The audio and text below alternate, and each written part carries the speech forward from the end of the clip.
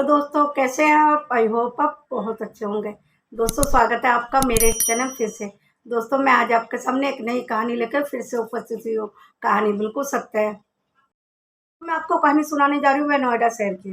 नोएडा शहर में एक परिवार रहता था। उस परिवार में 4 लोग रहते थे। 4 लोगों में मम्मी, पापा और सोनू और मोनू 2 बेटे। ये ज़िंदगी अपने अच्छे से गुज़ार रहे थे। पापा तो गवर्नमेंट जॉब करते थे, मम्मी हाउसवाइफ थी। ऐसे में इनकी ज़िंदगी बहुत अच्छे से गुज़र रही थी। दोनों बच्चे पढ़ते थे, पापा ऑफ़िस चले जाते थे, मम्मी घर का काम करती थी। ऐसे करके इनको दिन दिन का पता ही नहीं चलता था कैसे गुज़र गया उसकी मम्मी को, क्योंकि बच्चों का बहुत ध्यान रखती थी। एक दिन क्या होता है, सोनू और मोनू एक साथ पढ़ रहे थे। जब पढ़ते-पढ़ते अचानक से मोनू की तबीयत खराब हो गई। सोनू ने तुरंत मम्मी को बुलाया, बोला कि मोनू की तबीयत खराब हो गई है, वह अचानक से गिर पड़ा है। तो मम्मी दौड़ी-दौड़ी आई, पता चला कि वह चक्कर खा के गिर गया, उसके सिर में चोट लगी है।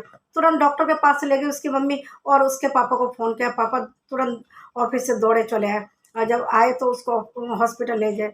हॉस्पिटल ले जाने के बाद उसका इलाज चला और इलाज चलने के बाद डॉक्टर ने कहा इसके सिर में गहरी चोट लगी है, एक्स-रे करना पड़ेगा। तो पापा ने डॉक्टर से कहा ठीक है एक्सरे कर लो।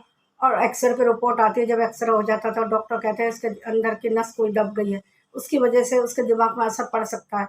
तो डॉक्टर ने कहा कि बहुत दिन तक इलाज चलेगा। उन्होंने कहा ठीक है हम इलाज करेंगे, जितने दिन चलेगा हम करेंगे, अपने बच्चों को ठीक करेंगे। ऐसे करके उसका इलाज चलता रहा काफ़ी दिन तक।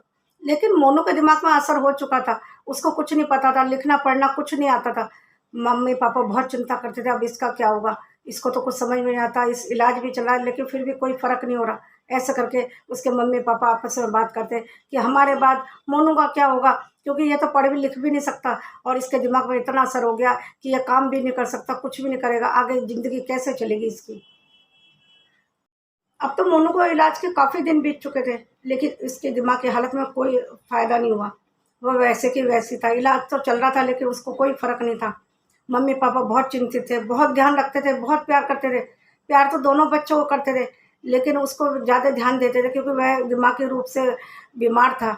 लेकिन ये बात सोनू को अच्छी नहीं लगती थी। सारे दिन मम्मी-पापा उसी की बात करते हैं, उसी को प्यार करते हैं। वह सोचता था कि मुझे तो प्यार करते ही नहीं, सोनू के मन में यही बात घर कर रही थी। धीरे-धीरे दिन गुज़रने लगे। सोनू की ईर्ष्या बढ़ने लगी कि मम्मी-पापा मुझे प्यार नहीं करते, सिर्फ़ मोनू को ही करते हैं। ऐसे करके दिन गुज़रने लगे। जब वह थोड़े बड़ा हुआ तो उसने सोचा सोनू ने यदि मैं मोनू को ही यहाँ से हटा दूँ, तो मम्मी-पापा सिर्फ़ मुझे ही प्यार करेंगे। उसने एक प्लान बनाया। उसने सोचा क्यों ना मैं उसको कहीं छोड़ आऊँ और उसको एक दिन लेके जाता है, कहता है मैं घूमने जा रहा हूँ। ऐसे करके जाने जाता है तो उसे कहीं दूर छोड़ आता है। वापस आता तो कहता है मम्मी पता नहीं ना जाने मैं कुछ सामान ले रहा था और मोनू ना जाने कहाँ चला गया। मम्मी घबरा जाती है और उसे डाँटती है तुमने ध्यान क्यों नहीं रखा? पता नहीं है कि तुम उसकी दिमाग की हालत सही नहीं है। ऐसे करके खूब डाँटती है अपने बेटे को, सोनू को। सोनू तो खुद ही मोनू को कहीं दूर छोड़ के आया था, लेकिन मम्मी से यही कह रहा था मुझे नहीं पता। माँ को तो उस पे शक भी नहीं हुआ क्योंकि उसका सगा भाई था। उसने सोचा भी नहीं माँ ने कि अपने ही भाई को ये कहीं और छोड़ के आए। उसने तुरंत सोनू के पापा को फ़ोन किया, पापा तुरंत दौड़े चले आते हैं और उसको खोजबीन शुरू कर देते हैं दोनों मम्मी-पापा। और सोनू बहुत डर रहा था कहीं पता ना चल जाए कि मैंने ही छोड़ा है। वह बहुत डर रहा था। जब वह नहीं मिला तो पुलिस में कंप्लेन की जाती है। पुलिस आती है, यह पूछती है कि कौन ले गया था उसको, तो बताते कि सोनू के साथ घूमने के लिए गया था। बहुत पूछने के बाद सोनू टूट गया, उसने सारी बात बता दी और रोने लगा कि मम्मी-पापा सिर्फ़ उसी को प्यार करते थे, उसी को ध्यान देते थे, मुझे कभी ध्यान नहीं देते थे, ना मुझे प्यार करते थे। मैंने सोचा उसको कहीं छोड़ आऊँ तो मम्मी-पापा सिर्फ़ मुझे ही प्यार करेंगे। वह बहुत रोने लगा। दोस्तों, मेरा ये कहानी सुनाने का मकसद सिर्फ़ ये है, मम्मी-पापा के चाहे कितने भी बच्चे हों, चाहे 1 हो, चाहे 10 हो, चाहे 2 हों, कितने भी बच्चे हों, मम्मी-पापा हमेशा एक सा प्यार करते हैं।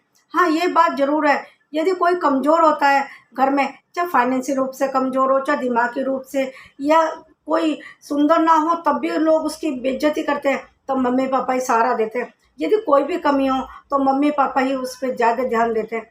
कभी भी दूसरे बच्चों को ये नहीं सोच लेना चाहिए कि उस पे ज़्यादा ध्यान दे रहे हैं तो मुझ पे नहीं दे रहे, तो मुझे प्यार करते नहीं हैं। कभी मम्मी-पापा कभी ऐसा 2 तरह का व्यवहार कर ही नहीं सकते। मम्मी-पापा के लिए सारे बच्चे एक जैसे होते हैं। कभी भी ये नहीं सोचना चाहिए कि उसको ज़्यादा प्यार कर रहे हैं, मुझे करते ही नहीं। उस पे तो इसलिए ध्यान दे रहे थे मम्मी-पापा क्योंकि वह दिमागी रूप से बीमार था। यदि बीमार था तो उस पे ध्यान देना भी तो ज़रूरी है। मम्मी-पापा सोचते थे इस पे ध्यान देंगे, शायद ये ठीक हो जाएगा। और उसके बारे में सोचते थे यदि हम ना रहे तो उसका क्या होगा? सच में यदि मम्मी पापा नहीं होंगे, ऐसे बच्चे का कौन देख रेख करेगा? अपना सगा भाई उसे कहीं और छोड़ आया, तो मम्मी पापा के ना रहने के बाद कहाँ ध्यान देगा कोई? लोगों को तो पता ही है, मोनू तो बीमार था, मम्मी पापा के सिवा कौन ध्यान रखेगा? और आजकल के ज़माने में तो यदि मम्मी पापा ना रहे तो सही बच्चे को भी कोई ध्यान नहीं रखता, चाहे रिश्तेदार हो चाहे पड़ोसी हो, कौन ध्यान रखता है? मम्मी पापा ही ज़्यादा ध्यान रखते हैं। बच्चों को कभी ये नहीं सोचना चाहिए कि उसको ज़्यादा प्यार कर रहे हैं, मुझे नहीं कर रहे। मम्मी पापा के लिए सारे बच्चों का प्यार एक जैसा होता है, इसलिए कभी भी बच्चों को ये सब नहीं सोचना चाहिए। मम्मी पापा सबको एक जैसा ही प्यार करते हैं। इसीलिए दोस्तों, मैं सबसे यही कहना चाहती हूँ, अपने मम्मी पापा के प्यार को समझें, उनको महसूस कीजिए। ये ना सोचो कि हमें प्यार कर ही नहीं रहे। सिर्फ बात करने से प्यार नहीं होता, उनके दिल को समझे, वह महसूस करिए उनके प्यार को, तब आपको ज़रूर महसूस होगा कि वह हमें भी प्यार करते हैं। दोस्तों, मेरी ये कहानी यहीं समाप्त होती है। मैं सबसे यही कहना चाहती हूँ कि कभी भी कोई कदम उठाने से पहले 10 बार सोचें। कभी भी गलत कदम ना उठाएँ, क्योंकि गलत काम का नतीजा गलत ही होता है। बस मेरी ये कहानी यहीं समाप्त होती है। मिलती हूँ अगले वीडियो में। यदि आपको मेरी ये कहानी पसंद आई तो प्लीज़ लाइक और शेयर कर दीजिए, और आपने मेरे चैनल पर नए हैं तो सब्सक्राइब भी कर दीजिए, और कमेंट भी कीजिए। यदि आपको मेरी ये पसंद आई कहानी या नहीं आई, जो भी है मुझे ज़रूर बताइए, और बेल आइकन को भी प्रेस कर दीजिए ताकि अगले आने वाली वीडियो आप तक पहुंच सके। मिलती हूँ अगले वीडियो में एक नई कहानी लेके। तब तक के लिए नमस्कार। हाँ, अपना और अपनों का बहुत ध्यान रखिए।